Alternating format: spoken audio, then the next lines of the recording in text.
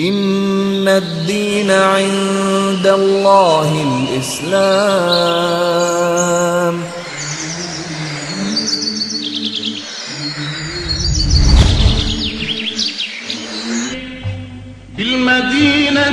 Sometimes I think, how many books are there all over the world? Maybe 1 billion? 10 billion books written through history? It's difficult to guess. Philosophies, thoughts, debates and theories. Books are outstandingly massive human products. Of course, some of them contain the truth.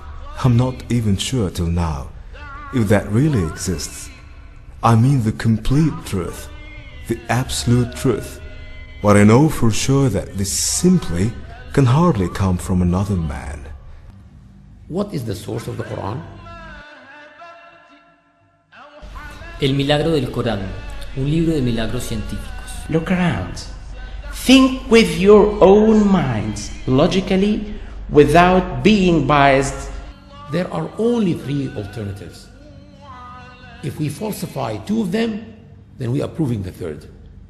Either the Quran is a revelation from God, or a revelation from Satan, the devil, or authored by a human being, whether Prophet Muhammad or someone else.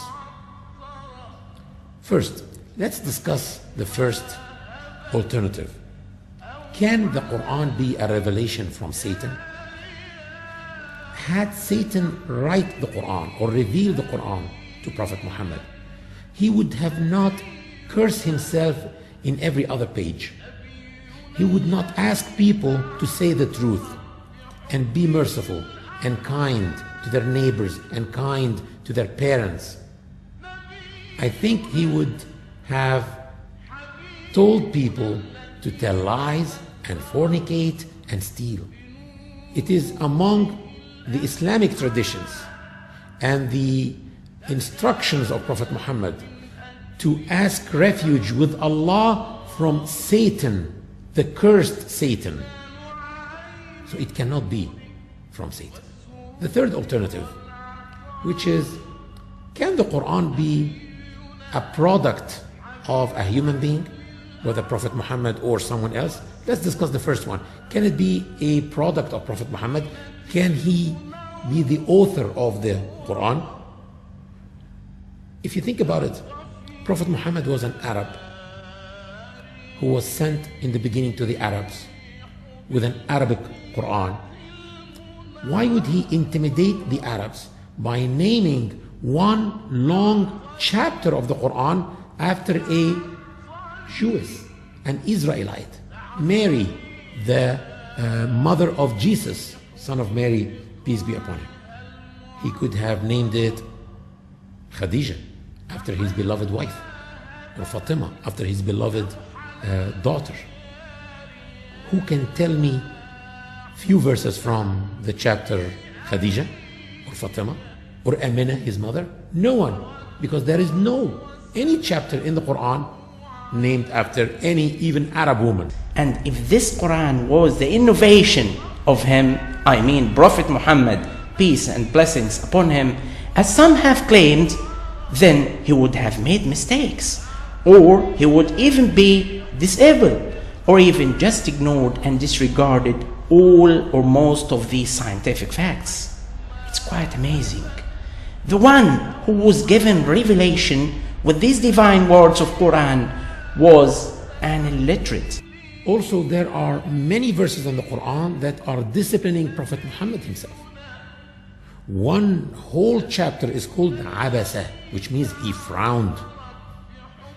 And it's about an incident that happened, that Prophet Muhammad, peace be upon him, was in an important meeting with the leaders of Quraysh, his biggest enemy, the tribe of Quraysh, trying to convince them to live peacefully with Muslims and to accept this new religion and to abstain from worshipping the idols and to abstain from discriminating against women and slaves.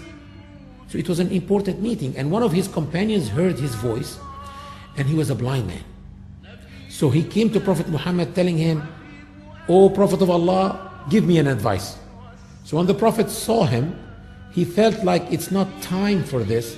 So the Prophet frowned and he turned his face and he kept talking to the leaders of Quraysh. And the man understood that he is in an important meeting and he left. That's all. If you think about it, you don't find that the Prophet did anything wrong. But the verses descended on him from heaven saying, عبس وتولى أن جاءه الأعمى وما يدريك لعله يزكى أو يذكر فتنفعه الذكرى.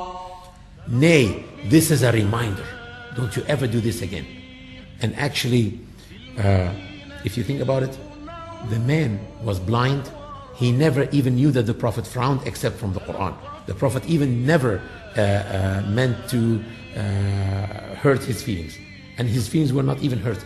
Maybe if it was up to Muhammad, I think it would be logical when he corrects himself for something that everybody thought was wrong, something that caused a problem. At that point, he would amend it and say this is the divine correction. That makes sense. But why would he do that about something that no one considered as wrong? Something that nobody even saw happening. How can he say so about himself? How can he be disciplining himself like that? Also take into consideration that his name was not mentioned in the Quran except 5 times. It's also intriguing that the Holy Quran is the only book on earth that never had the author's name written on its cover. Now let's discuss the possibility of the Quran being authored by another human being, not Prophet Muhammad himself also. No human being can be the author of the Quran for so many reasons. Number one, the Quran predicted future events. The Quran has a miraculous scientific aspect. The Quran has a miraculous linguistic aspect. And the Quran has a miraculous legislative aspect. Let's talk about the first one, predicting future events. There are events in the Quran like the Romans being able to regain their land and defeat the Persians after being defeated. There's a whole chapter in the Quran called the Romans, and it starts like that. The Romans has been defeated, but very soon they will be victorious. It's like saying today that the USSR, the Soviet Union, will come back within very few years, and defeat the United States of America. If anyone says so now, people will say that it's crazy. At that time, the Roman Empire was collapsing. They were losing their territories to the Persians. Egypt was invaded by the Persians, and most of the territories ruled by the Roman Empire. At that time, the verses of the Quran were descending on Prophet Muhammad, saying and challenging people by saying the Romans are defeated, but within few years they will be victorious. I think this proves easily that it is not his own handiwork. ستحمل